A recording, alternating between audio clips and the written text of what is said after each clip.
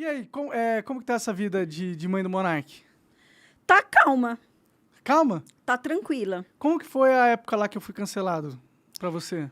Olha, a época que você foi cancelado foi, assim, no dia foi difícil, porque eu não estava entendendo nada do que estava acontecendo.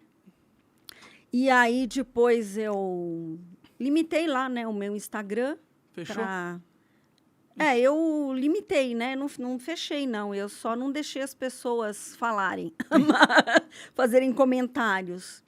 Mas foi uma experiência até que interessante, porque eu cheguei a interagir com alguma das pessoas que Tava me odiando. que estavam me odiando por ter parido por você. tabela, né? É assim, né? É tipo aquela história, né, da maçã, né, da maçã e da macieira, né? Se você olha para a maçã e acha que ela é estragada, você acha que a macieira é estragada também. E, na verdade, isso não é uma verdade. Não necessariamente, Né? né? Tem aquele ditado que a maçã nunca cai muito longe do pé, né, também.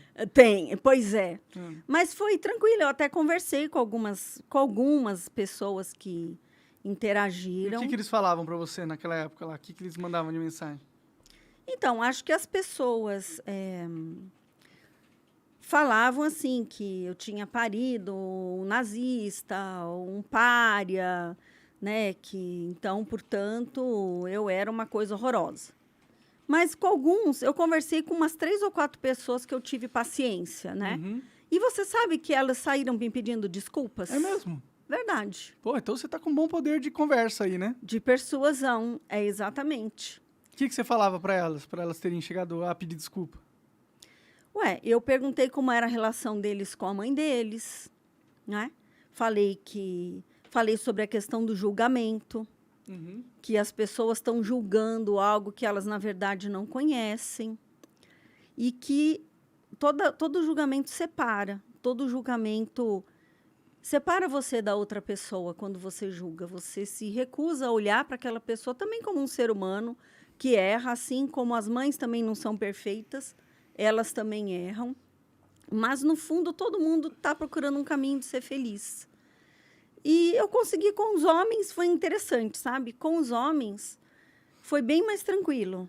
E com as mulheres não? Não, eu tentei falar com uma mulher, ela foi irredutível, Né? com uma menina. Aí eu realmente perdi a paciência, falei assim, não vale a pena, assim. Imagina, eram centenas de pessoas, né? Não ia ficar conversando com cada uma. Sim. Mas também não senti vontade de dar uma resposta naquele momento. Quando os ânimos estão muito exaltados, né? As pessoas não raciocinam, elas não pensam.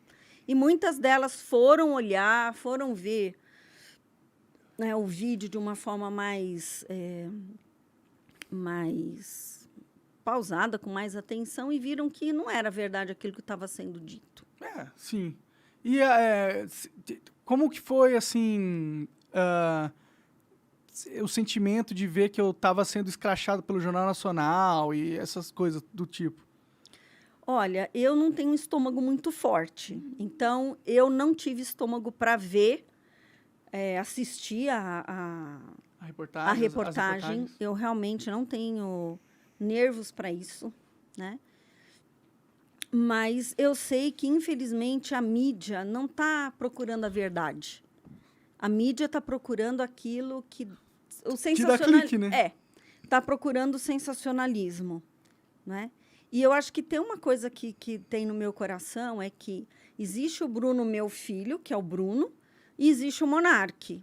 Embora, né, as duas sejam a mesma pessoa. sejam a mesma pessoa, o Monark é um personagem, Você acha? eu acho. Por que você acha que é um personagem? Porque é um personagem no sentido de que nas mídias sociais você não é o Bruno, é o Monark. Existe um... Mas eu sou diferente na mídia social e pessoalmente? É que eu não me sinto mãe do Monark, né? Eu me sinto mãe do Bruno. Não sei se... Mas assim, se olhando o Monark falando, parece outra pessoa falando ou parece eu? Parece o você. Bruno. Eu acho que você é autêntico nos dois lugares. É profundamente autêntico. Entendi. E, às vezes, um pouco ingênuo. Isso aí é algo que me dizem diversas vezes muitas pessoas. Talvez você tenha tido que puxar, né? Porque você é ingênuo também? Eu acho que agora eu sou menos, mas eu fui muito ingênua. Uma vez eu trabalhava antes de ter você, eu trabalhava numa biblioteca pública. Eu já era formada em psicologia pela USP, mas eu não me achava suficientemente capaz de conseguir um emprego como psicóloga. Naquela época não tinha internet, você tinha que fazer o currículo em papel, sair distribuindo. E apareceu uma oportunidade de eu ir trabalhar numa biblioteca. O que você fazia na biblioteca? Eu era auxiliar de biblioteca.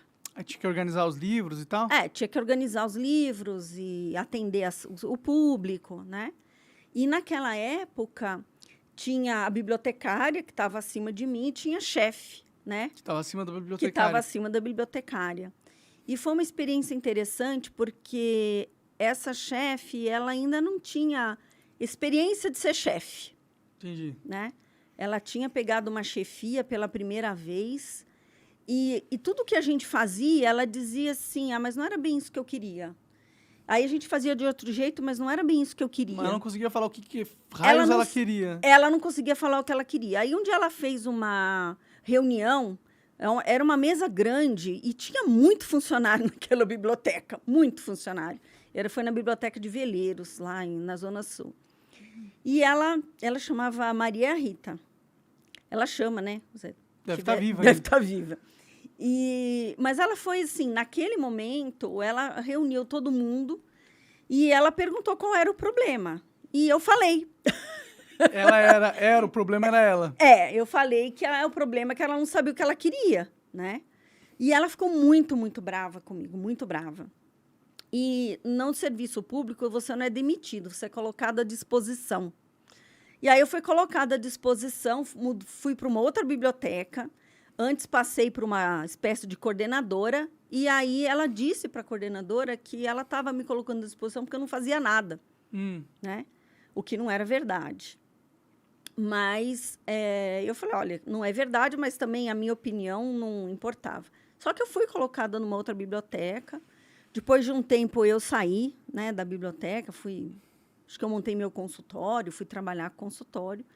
E foi interessante, porque 2 anos depois, ela me ligou, ela me encontrou no número do consultório e ela me pediu desculpas. Foi na época da Irundina, que a Irundina assumiu o governo, e naquela época a Irundina pediu para que as pessoas escolhessem o chefe da biblioteca. Tipo, ela fez uma democracia dentro da biblioteca. Dentro da biblioteca. E eu não estava mais lá, mas provavelmente ela deve ter perdido o cargo. Imagino. Né? E ela me ligou e falou assim, Lívia, você tinha razão. Eu não sabia o que eu queria. Tipo isso, né? E, assim, que ela tinha um problema. Então, eu acho que foi uma ingenuidade minha, porque eu falei realmente o que eu pensava naquela... Né? Falei a minha verdade, e isso fez com que eu fosse colocada para fora daquele serviço. Sim. Né? Mas não era uma mentira que eu tinha falado. Então, eu tive esse reconhecimento... Que é melhor não falar a verdade, às vezes.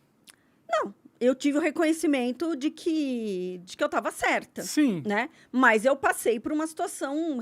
Assim, é uma humilhação, né? Você chegar numa coordenação e dizerem que você não faz nada. Né? Não é uma coisa agradável de você passar. Com certeza. Então, acho que a ingenuidade faz parte. A gente vai aprendendo que tem coisas que a gente... Mas é ser ingênuo ou ser correto isso? Eu não sei, tipo... Talvez você pudesse ter falado de uma outra forma. Tudo tem a forma de você falar, né? Bom, isso é verdade. Né? E acho que é uma característica minha, e talvez sua também, né? Não sei, de ter uma comunicação muito direta. Então, a comunicação direta, ela às vezes machuca as pessoas. Sim. E te coloca em situações difíceis. Né? Agora, tem pessoas que naturalmente têm uma comunicação mais soft. Mais politicagem, né? Mais política, que dá umas rodeadas. Então, a gente vai aprendendo com a vida. A ser mais político? A ser mais político. Mas, assim, eu acho que tudo depende se você quer bancar aquilo ou não. Sabe? Acho que a maturidade ensina que tem brigas ou guerras, se você quiser, né? Ou ideias que vale a pena você lutar. Você fala, não, por essa guerra eu vou comprar, essa briga eu vou entrar. e outras que não valem. Entendeu? Então, acho que é uma questão de sabedoria. O que você vai bancar e o que você não vai bancar. E aí poder fazer essas escolhas.